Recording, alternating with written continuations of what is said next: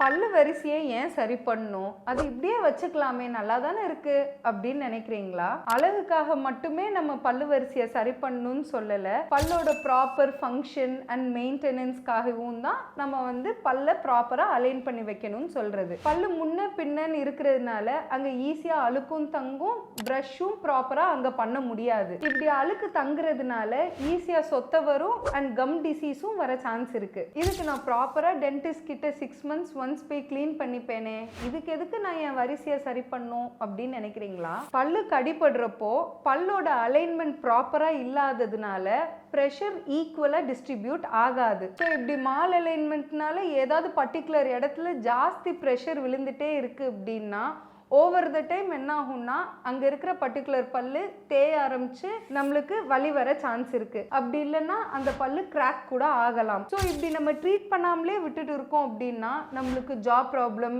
Headache எல்லாமே வர chance இருக்கு. ஸோ ப்ராப்பரா பல்ல அலைன் பண்ணி எவ்ரி சிங்கிள் டே நீட்டா ப்ரஷ் பண்ணி க்ளீன் பண்ணி வச்சுக்கிட்டாலே நம்மளுக்கு எந்த ப்ராப்ளம் வராது.